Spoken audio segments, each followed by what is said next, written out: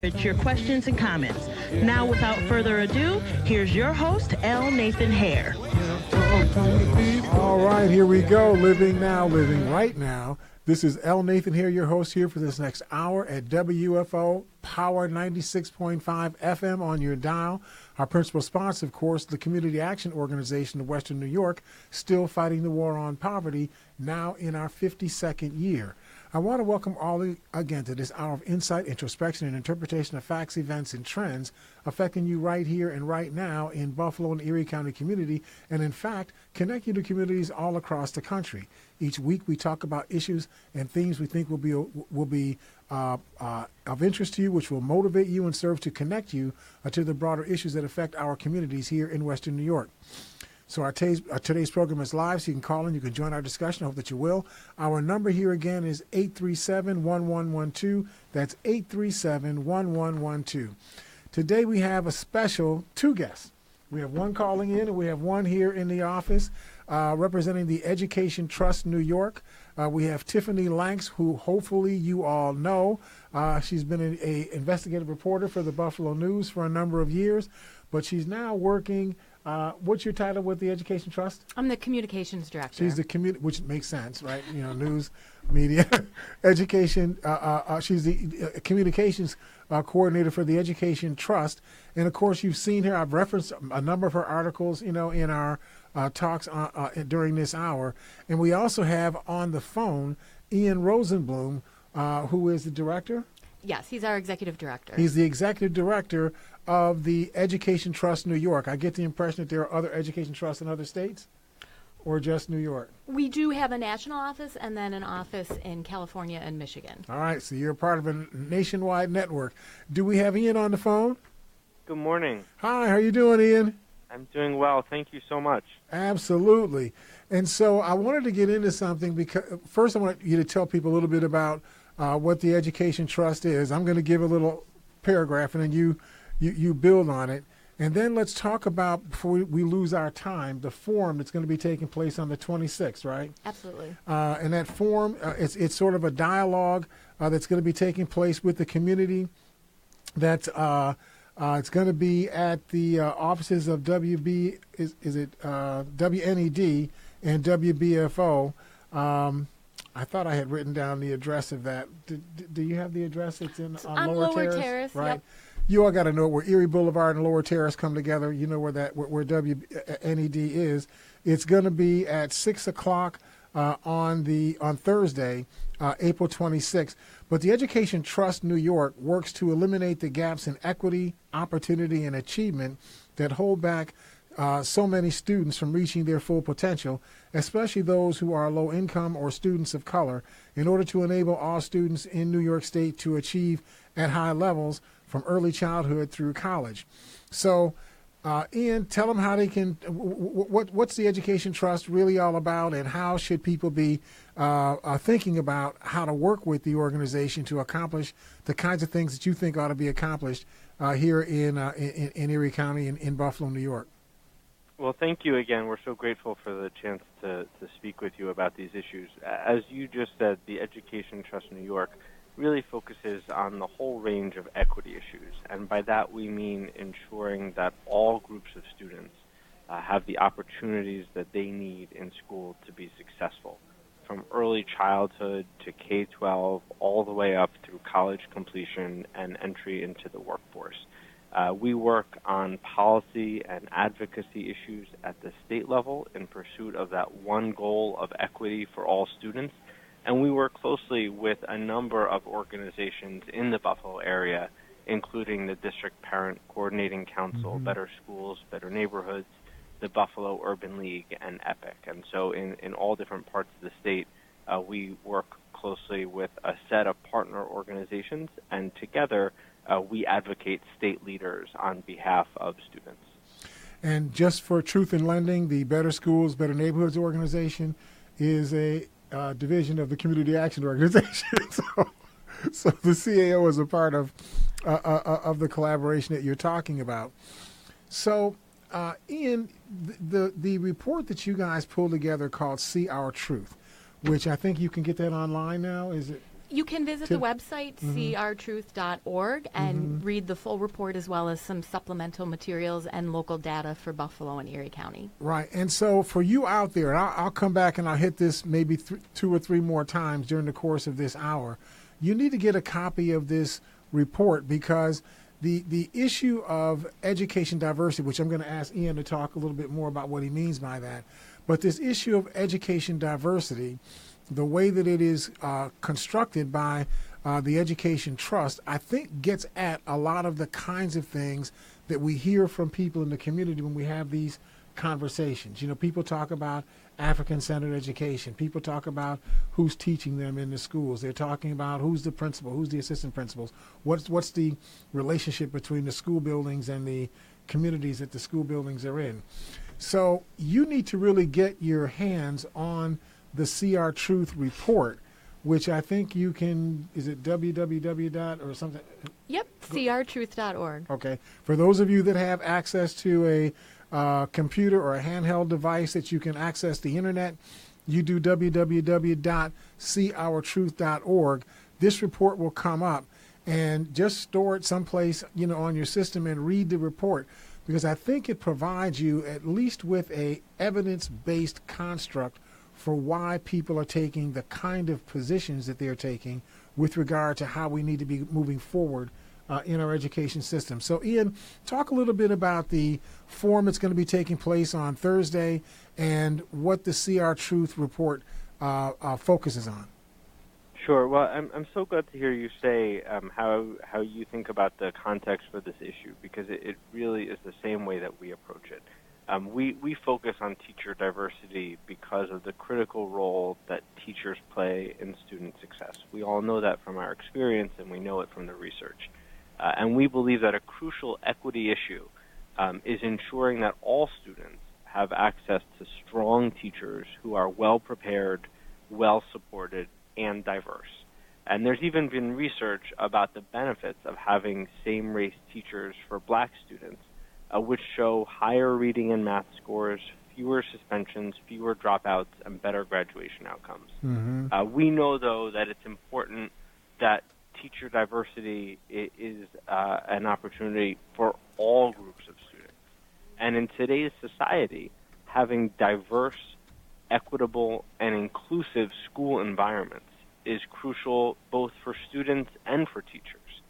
When we went about this research, we looked at the data, which I'll talk about in a minute, but we thought it was really important not just to stop at the numbers. And so we brought together focus groups and interviews with more than 100 students and educators of color from across New York, including in Buffalo, to really understand from their perspective why it's so important that we focus on diverse, equitable, and inclusive learning environments in our school. And then when we looked at the numbers, they really reinforced it. In Buffalo City's schools, 75% of students, for example, are Latino, Black, or Asian, while only 13% of teachers are.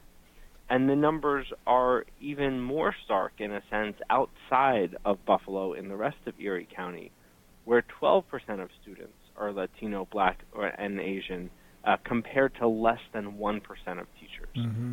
We also know that for white students, they are across Erie County and, frankly, across New York State, overwhelmingly not exposed to teachers of color. And so, as I said before, it's really important for all groups of students to have access to Ian, diverse education. That's I think one of the parts of the story about diversity in our instructional services that does not get talked about enough. We do hear a lot of conversation, not successfully accomplished, but at least talked about, in terms of minority teachers and even, you know, curriculum that provides Vietnamese or Puerto Rican or African studies and so on. But we almost never, in fact, I can't recall in the last 10 years hearing anybody talking about the reality that something in the area of 48, 50% of all white students in New York State will never see a teacher of color from the time they're born until the time they die. They will never be taught by a teacher of color. So I think that's an incredible observation. What do you think that means? What is the impact of that reality on those students that never see a teacher of color? Yeah, we think you're right, and we think the impact is huge. If we think about how segregated our society is, and that means our schools are too, and to think that students never go through school having access to peers from different backgrounds and educators from different backgrounds, it means that, as you said, 48%, nearly half of white students across the state, never see teachers of color in positions of authority in their educational experience. Mm-hmm. And that has a significant impact, and we think it's a big challenge for the state. And that's why we make the point that access to strong teachers who are diverse is important for all groups of students, not just some. And I think there is a perspective bias that does not get talked about that's deeply embedded in this construct. Now, Tiffany, you've been doing a lot of reports and whatnot for the Buffalo News. I don't know what you've done with regard to the whatever they refer to the don't take the standardized test movement, whatever that's called. But if you look at the schools that have the highest percentage of kids who don't want to take the standardized test, what they call the Common Core Standards test, and if you look at where the highest incidence of that resistance is, and you look at what the percentage is of African children and or minority children and minority teachers are in those schools, I think the slope runs almost the same. You'll see almost the identical representation of schools that have almost no minority children and no teachers are the same schools that seem to be championing the idea of kids not taking the test. And I've often wondered, what does that mean? What are we saying here? The kids that have the most needs are the kids that try to take the test, and the kids that have the least needs are the kids that don't want to take the test. There's something odd about. What does that mean to you, Tiffany? Well, I think our position at Trust New York, and we've done some advocacy in this area this year, is that the assessments are an important indicator of how well schools are serving students. Mm-hmm. We did a report last fall. Rod Watson actually did a column on it in the Buffalo News, looking at the racial achievement gaps both for low-income and not low-income students, and found that the gaps for the not low-income students were actually wider than for low-income students. Mm-hmm. So I think, the point you raised and some of the other work we're doing in this area just reinforces the importance of really constantly looking at that data to see where those gaps are so that we can direct support and resources to those areas to better support all students. Right. Yeah, I think it's important that we internalize that when we allow, there's a system of values that kind of work together. And so the same value system that supports the idea of virtually segregated instruction, not only in space, but in terms of thought as well, that same bias works its way into how people perceive policy about how we educate our children, how we assess our children. And I'm saying set aside the issue of whether or not you incorporate the test outcomes to assessment of the teachers. I think you can make that a political conversation that people can have someplace in a different form. You should at least ensure that all of the kids get tested so that you know where the kids are, so you know what to do about, where kids are. Ian, am I making any kind of sense at all? Absolutely. We totally agree. And I think one of the things that we've seen over time is that when students don't get counted, they too often don't count in the education There you system. go. Right. And so having that data hopefully drives a sense of urgency in our education system, with our elected officials, with other policymakers, to do something about the achievement gaps so that they don't just continue to be perpetuated. But if we don't have that data, then we don't have the ability to direct that urgency to where we know it matters most. So let's talk a little bit about this education forum again, because that's really the goal. That's a great segue. And I think where kind of the conversation went is really reinforces the importance of having community discussions about these issues. Mm-hmm. And that's really what we're hoping to accomplish on Thursday. We looked at the data, we issued a report, we've continued to stay focused on advocacy in this area. But ultimately, we need to bring different people from different backgrounds and perspectives together to have a real dialogue about what this issue means in our community with an eye toward how we can address it. So we hope that many of your listeners can participate. You mentioned earlier it's at the WNED studio. We'll start at 6 p.m. Kind of the format for the evening, we'll do a presentation of what the data on educator diversity looks like in Buffalo and Erie County. We'll offer some policy recommendations for how this issue can be addressed. We have a great panel put together with the principal of MST, a teacher in the new McKinley Grow Your Own program, the Urban Teacher Academy, which is a new effort from the Buffalo Public Schools to try to address this issue even in high school. We have 2 students who are very enthusiastic to participate. So we'll have an opportunity for them to offer their thoughts on how they're affected by this issue, and then we will open it up for some community questions again, really just hoping to foster a robust conversation on what this issue looks like and why the community should care about it. I think it's really important. Is there a number that people should call if they need to get more information? You know, if your viewers or your listeners are on Facebook, because I know we have a Facebook live stream going, if you visit our Facebook page, the Education Trust New York, we're also on Twitter. That's probably the easiest way, I think, to get questions to us. I will see them directly. So again, you know, send me a note on Twitter, on Facebook. On our Facebook page, your listeners will also find a Facebook Live event with the full details, the address, the information. We are asking people to RSVP via Eventbrite. There's been a lot of interest, an overwhelming amount of interest in this event, so we're just trying to keep tabs for logistical reasons. So we know how much water to give out. Exactly. And chairs, water and chairs. So I would say those are probably the 2 best streams.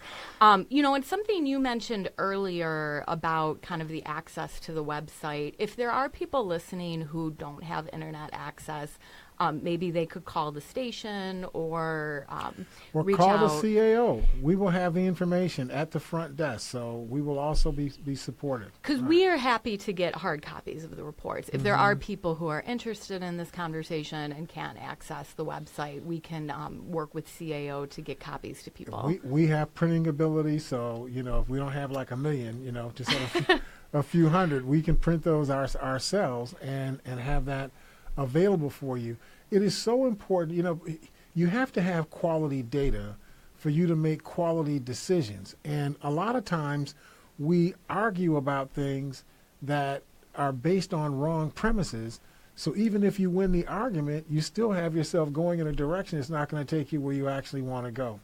So it's important for you to have quality data, vetted data, that tells you what the phenomena is, and then use the discussions with people to help you to understand what the phenomena means. And if you do it that way, you tend to get better quality in terms of how data informs your policy making. Absolutely. And I'll make another plug for our website. If you do have access, one of the features users will find is a data visualization tool that allows you to go in and search for any district in the state of New York. So you can find Buffalo. You can also look up any of the suburbs because, as most of us in this community know, our suburban school districts are becoming much more diverse. And as Ian mentioned earlier, that's where you see some significant gaps in terms of the proportion of students who are Black or Latino and the teachers. So if people are interested in learning more about their individual school district, you can use that tool at crtruth.org. And, you know, Ian, I also want people to internalize that you need to use data to help you to sort of focus your policy direction, but adopt a forgive me for saying it this way, but a non-belligerent attitude based on what's taking place right now. Because as the suburban communities begin to become more diverse, you're going to see some tension between what has always existed and what is becoming the new existence. And when there's tension, there's going to be, you know, resistance, right? And so if you approach that tension with belligerence, you tend to intensify the resistance. If you approach that resistance with an attitude that we've got to keep working with you because it's going to take time, for change to occur, especially when the people that control are the people that are resisting. So, you have to approach it, kind of that way. Does that make sense to you, Ian? Absolutely. We think that's absolutely right. And I think, as you said it just a few minutes ago, it's easy to have these conversations without data and without facts, but then they often don't go very far. Right. And so we think that if we have the data and we pair the data with the lived experience of educators and parents and students, then we can hopefully have a more productive conversation that's really oriented to action, to making sure that we have the urgency and the ability to deliver solutions that make a real difference for students and for families.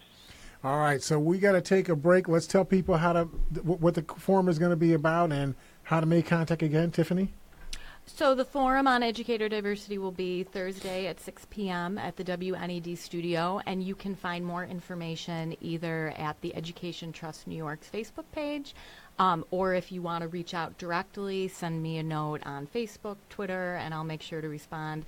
Or it sounds like they could call Community Call the CAO. Action. We'll help. Great. Yep. The goal is just to get a lot of different perspectives in a room and foster a good conversation. So. All right. So Lower Terrace. Don't get upset if you're going down to the marina.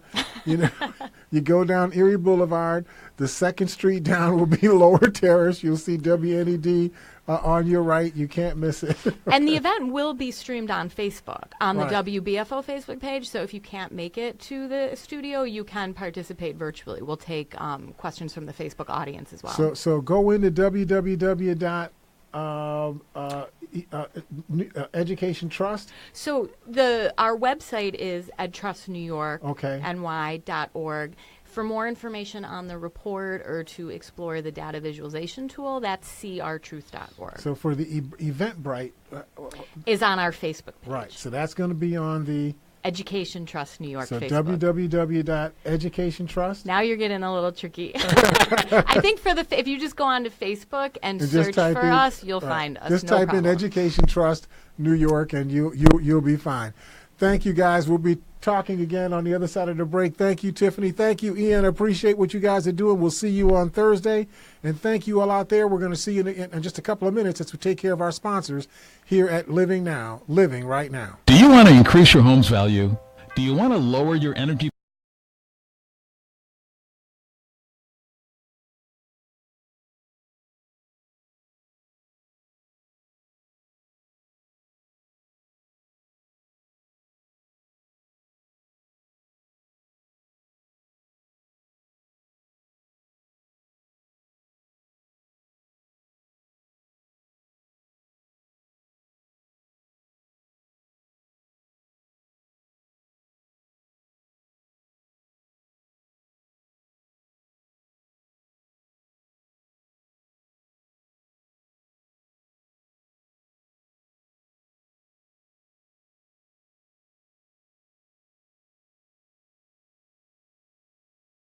The Home Improvement Resource Program, restoring value in neighborhoods across Erie County, one house at a time.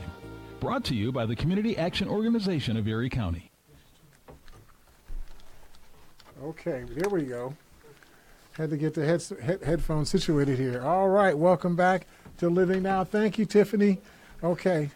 And so as we were talking again about this issue, one of the things that I wanted you all to be aware of is that there is a wide disparity in the graduation rates among Buffalo City's high schools. Now, I looked at 16 high schools. There seems to be some high school programs that are not actually full high school programs yet. They're not elementary schools, but they're not quite up to. At least there was no high school graduation data, on some of these little schools that I saw. They look like they're sort of these innovative schools that are new models of schools that are being developed in Buffalo. But for the 16 that I could actually count graduation data from, there seems to be a wide disparity. Buffalo has grown. You remember we first started talking about, your father and I started talking about this stuff in 1960 or 2005, not 1965.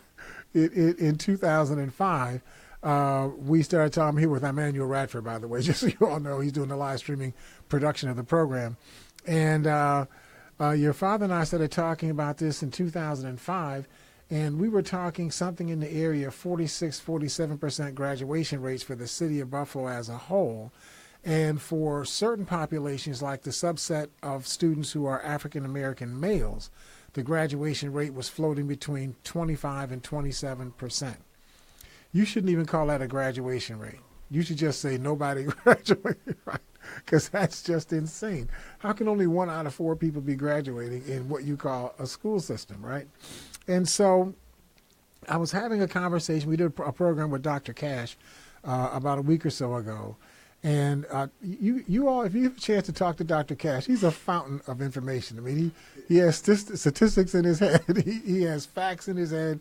You should just, you would enjoy having this kind of conversation with him because he really does have sharp, clear data that he frames his thoughts around. And one of the things that he said to me was that we get blamed for or beat up because of the high school graduation rate, but you forget that this is an average. So in the last year, the kids that graduated in 2017, we had a 64, 65%, I think it's 65% was the graduation rate for that class that completed in 2017, which is not great, but it's a lot better than 46 and 47%, right? But what he brought up, he said, but you have to look at it more deeply. We have some schools that have phenomenal graduation rates. Statewide average is something like 73, 74%. And we have some schools that are 88, 90, 91.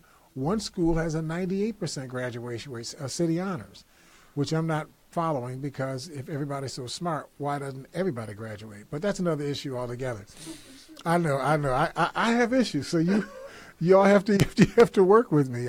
I think that if I manipulate the deck and all I give you are aces, you should win every hand. That's the way I think, right? But then that's just me. But my point in saying all of that is we have 10 high school programs. When you aggregate their average graduation rates, it works out to be 43%. So when you take that 43% and you weigh it against the 88, the 6 schools I'm talking about that are above the statewide average, if you aggregate those 6 schools' graduation rates, it's 88%. So we're not talking about graduations at one school. You're talking about 6 high schools, right? And in those 6 high schools, when you aggregate them together, their graduation rate is 88%. Somebody's doing something good in the Buffalo Public School System. Everybody's not going to City Honors, right? So somebody's doing some really good stuff. And so I thought that perspective that Dr. Cash gave at our World of Community Action program made an awful lot of sense. And as you know, I'm an anal person, so I went and researched it myself so I could see whether or not this was actually true. I have the data. It is actually true. And you can get the data if you go to buffaloschools.org and just chase in graduation rates. You'll get the same data and whatnot, right? That's important because it helps us understand that our problem is not a universal problem. It's a problem that we're having in particular schools. In fact, let me give you some of the data on those schools. When I looked at the 2017 graduation rate, it was actually 64%, not 65%. The dropout rate was still 16%. Interestingly enough, the graduation rates for females in the Buffalo Public School System for 2017 was 67%. The average graduation rate for males was only 58%. And guess which males are giving us the worst time? Yeah, you figured that out, right? The graduation rate for Caucasian students was 74%. That's the statewide average. The graduation rate for African students overall, including females and males, was 62%. So we have a 12% difference between the graduation rates for Caucasian students and the graduation rates for African students. But what is more telling is that when we look at the graduation rates for females as a whole, it's 67%, but for males, it's only 58%. So even students with disabilities had a graduation rate of 40%. So obviously, our problem is in male graduation rates, number one, and we have children who seem to be aggregating or bundling into certain schools, where my guess is that there's a cultural acceptance of underperformance in those schools. Let me hit that again. What do I mean by that? If I expect that nobody on my track team is going to be able to run a 100-yard dash in better than 10.6 seconds, and I get somebody who runs the 100-yard dash in 10.7 seconds, I'm going to think that person did real good. Even though the average 100-yard dash rates in the United States for high school students at junior level or better is more like 10.3 seconds, right? I'm going to feel like I'm doing good being 0.4 of a second slower than the average, because I come from a team. I'm on a team where they accept lower performance and say it's okay. Well, he finished the race, it was outside, he was able to put up with the distractions and get all the way from the 1 yard to the 100 yard. We come up with that kind of stuff, right? This is the problem I think that we have in certain schools. When I start telling you who these schools are, you're going to understand where I'm coming from. So obviously the alternative high school has problems. When I say has problems, we're talking about a school that had an average, had a graduation rate in 2017 of 10%. 10%. That's like nobody graduated. Okay. Now I didn't because I didn't want to overwhelm us with statistics, so I didn't want to give you like how many kids are in each of those schools. So we can do that analysis as well. That 10% rate was down from 13% in 2016. So what does that tell you? It tells you that the alternative high school model doesn't work if your goal was to get those kids to be able to graduate. Now, if your goal was something else, like having 90% of the kids not end up in criminal court before they got done with high school, maybe, I don't know, but maybe that worked. If your goal was to have older kid daycare, so kids are 13, 14, 16, 17 years old, and they got someplace to go during the course of the day, so it's older kid daycare. If that was your goal, maybe it worked, for that purpose, right? I don't know what the goal is for the alternative high school program, but clearly if the goal was to help these kids get from wherever they were to the point that they could graduate, at least with a general education kind of a diploma, that goal is not being achieved, okay? And it really waters down or brings down the graduation rates for the district as a whole, right? Does that make sense? Let's take Bennett High School. Bennett used to be one of the schools that in the 1940s, 1950s, 1960s, 1970s, it was like one of the best schools for you to be able to go to before they had the school desegregation program. One of the best schools you can go to. There's a fan club of Bennett right now. I mean, there's an alumni association for Bennett where people put up money to try to, save all high stadium, put up money to try to support academic programs at Bennett. I mean, Bennett has a fan club of people who have done well, who came out of the Bennett program in the 40s, 50s, 60s, and 70s. But when we went down the road of integration and we deported kids away from the neighborhood so that instead of having kids who lived around Bennett going to Bennett, we had kids going to schools all over the universe and whatnot, Bennett became less of a regional institution in its community, and we ended up with people sort of defaulting into Bennett because Bennett was not a school that had a magnet program, right? So if you don't have a magnet program, a Hutch Tech type program or a McKinley type program or a Buffalo Academy for Visual and Performing Arts type program, if you don't have something like that going on, then you tend to be at a high school that people default into. You know what I mean? So the high schools that have like these magnet programs, you had to test into, or some kind of way you had to qualify to get into those high schools. But the ones that you didn't have to qualify to get into, they became sort of the default place. And I don't know if parents know this. This is really important for you to understand. You have to apply as a 8th grader. You have to apply for high school. So you're going to apply for 2 or 3 high schools, 3 high schools in a sequence of my first choice, second choice, and third choice. And so if you have, can I say compromised grades? Is that a way to say it? Compromised grades, at the middle and lower, right? If you have grades like that, the schools that are schools that have really premium programs like Hutch Tech, like BAPA, like performing, like City Honors, and so on. The schools that have, some rigorous kind of program, you're not going to get into those schools because those principals are just going to turn you down and go for the kids that they know have the best chance of doing well in the program that they have in those schools. So then you have to default to your second choice, and maybe only 4 out of 6 people get their second choice, or 5 out of 7 people, or 5 out of 8 people get their second choice. If you don't get that, then you basically back up into whatever's open in the district.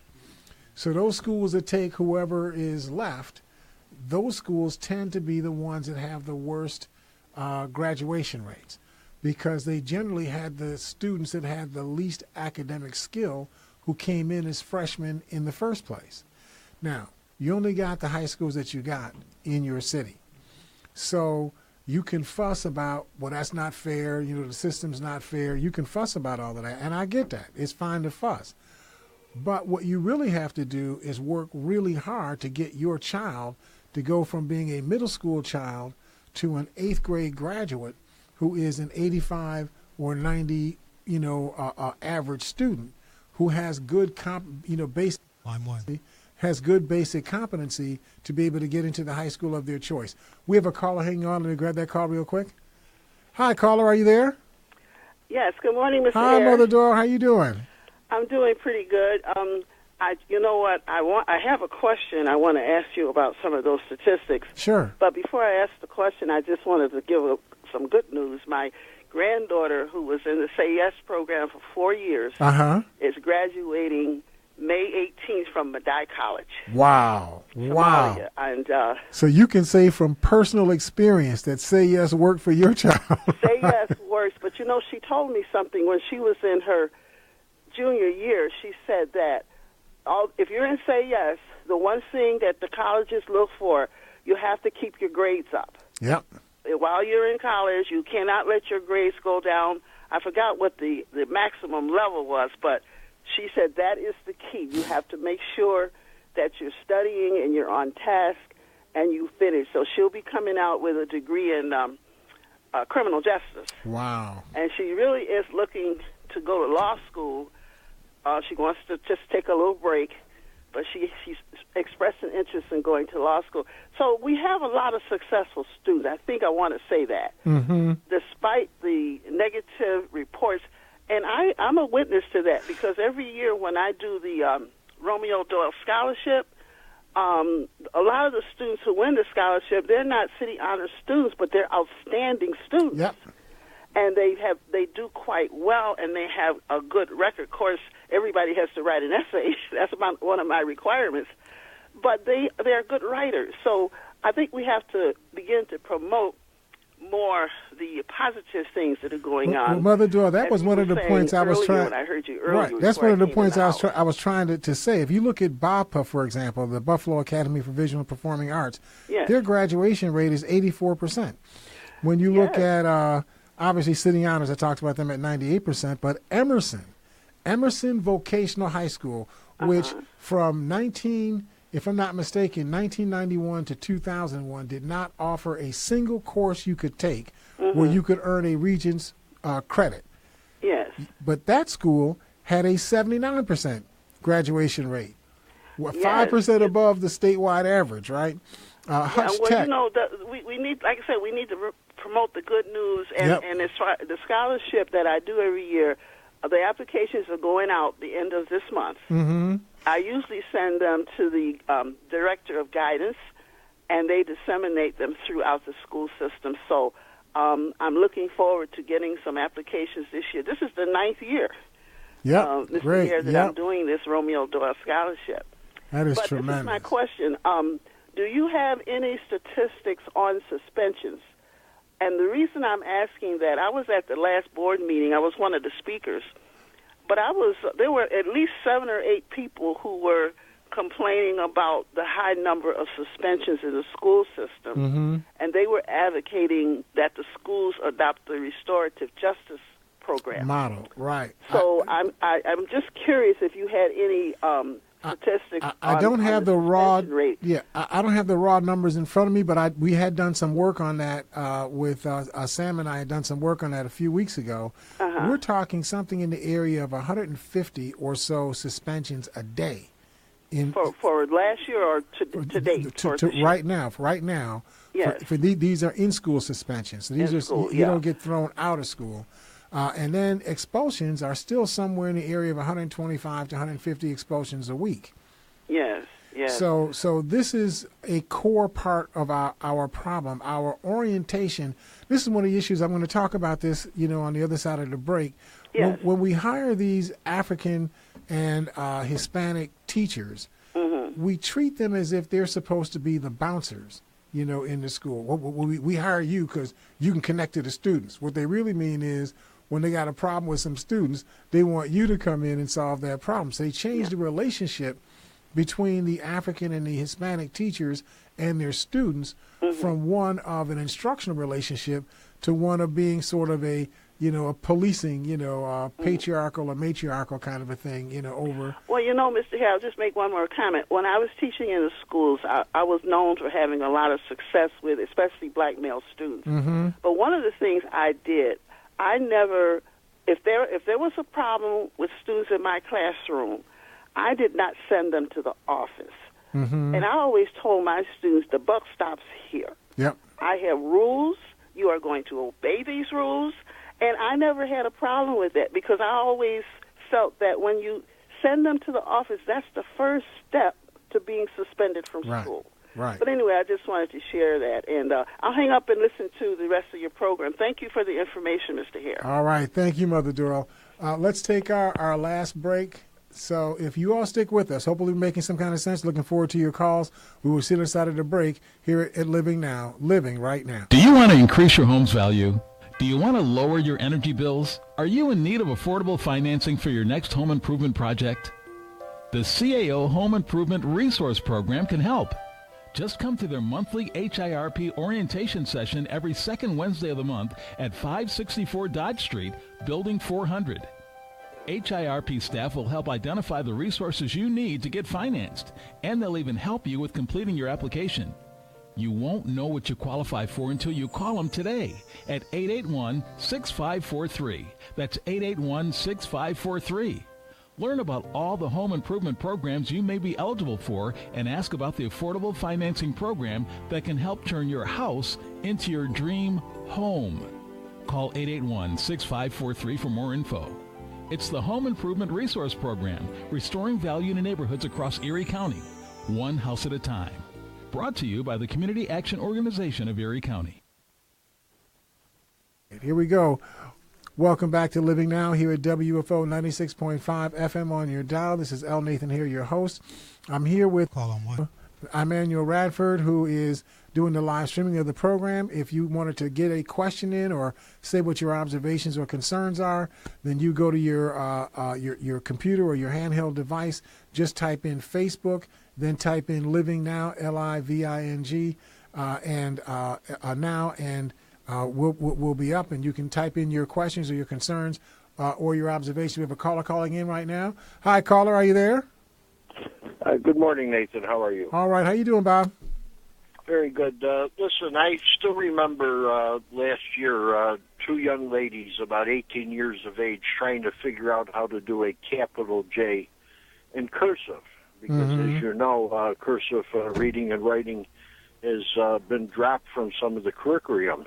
Right. And after watching some of these authors selling books or their books being sold with their signatures and seeing how much their signatures are actually fetching, some of them $25,000 or more, I was wondering what we can do to correct the problem and start putting cursive reading and writing back into the curriculum so that they have a better way of expressing themselves. Well, my I view, thought Bob, you might is find this interesting right. before I go, because Right. I'm going to hang up and listen. GQ magazine has placed a book that's over 2,000 years old on the obsolete list, and that is the Holy Bible. Just so that if you haven't heard about it, I thought I would tell you. So I'll hang up and listen because time's short, and I do enjoy listening to your opinions. Absolutely. Thank you, Nathan. Thanks, Bob. God bless. As far as the cursive writing is concerned, my view is that we're going to have people who write in and actually go to meetings of the Buffalo Board of Education and give your understanding of what the value is of learning how to write in cursive. In my view, physically handwriting in cursive helps you to structure your thought. It helps you to organize the way that you think in very logical, cohesive kinds of terms. And so it's the idea that if you do something with your hand, you see it with your eye, you hear it with your mental ear, you have to do planning. That combination of actions that you have to do in order to do that writing tends to make what you are writing about more concrete and more deeply preserved within you, and more easily what's the word I wanted to use? More easily accessed, in your mental files, if you learned it that way. So your learning becomes much more intense, but it's going to require that kind of input from the public in order to get that put back into the curriculum. I would wager that a lot of people in the public don't even know that in many schools in Erie County and in many schools across the country, they've just wiped out cursive writing altogether. But Emmanuel, you had somebody who had an observation? Yes, we have a viewer asked, when I was at Lafayette class of 2000, we had a pretty good graduation rate. Do you know what the rate is nowadays? The rate at Lafayette High School right now is 40%, which is up from 34%. But keep in mind now, Lafayette is like an international school. So you probably have something in the area of 36, 38, maybe 39 different language groups of people that have been in the country for 1 or 2 years who are just learning, and so are learning English. So it's very difficult for you to get a high graduation rate from that population until we get more and more depth in our ability to get people to learn English more quickly than they're learning it right now. And I think a lot of that work is being done at Lafayette. Just so you know, when we talk about progress, Lafayette's graduation rate in 2017 was only 34%. So it's actually, making some progress at that school. Was there anybody else on the line? Of course, you know that Hutch Tech always has a decent graduation rate. Theirs is 90%. Leonardo da Vinci High School, which when I was a child, there was no such thing as Leonardo da Vinci High School. So, right, I know you all think that, the world was just born 3 days ago, but actually for those of us that have been on the planet since before the Tyrannosaurus Rexes were born, 91% is the graduation rate at Leonardo da Vinci. McKinley High School. You get the impression that McKinley is not a premium school and so on. Not true. McKinley's graduation rate is 84%, and that's up from 81% a year earlier. So you've got a number of schools that are doing a great job. Even South Park, which has a graduation rate of 65%, and has been what I refer to as the default schools, is one of the schools that if you don't get your first, 1 or 2 choices, then you end up at certain schools that are sort of the default school. They just take whoever is left, right? And but South Park has a 65% graduation rate, which is actually up by 9 points. It was 56% in 2016, gone up to 65%. So there's something good taking place over at South Park. But it's important. Buffalo at the time had somewhere around 31,200 or so students, that were registered in the regular school program, not counting those students that are in the magnet school, the charter schools. I didn't have a report on them in the material that was available to me. But the thing I wanted people to be aware of is that 10 of the 16 high school programs I looked at had graduation rates below the statewide average. The statewide average is 74%. Those 10 high schools had a graduation rate averaging 43%. The 6 high schools with graduation rates above the state average have an average graduation rate of just below 88%. So I say this from two perspectives. One, everybody's not city honors, and city honors is not the only place where there's quality stuff going on in terms of schools working and meeting the standards. Second, we have a lot of schools that are not meeting the standards, and we need to be trying to figure out why things are not working well in those schools. So one of the things that this report that we're talking about, the See Our Truth report, is talking about is the need to get more African and Hispanic and Arabic-speaking teachers in our schools' teaching population, in the instructional workforce.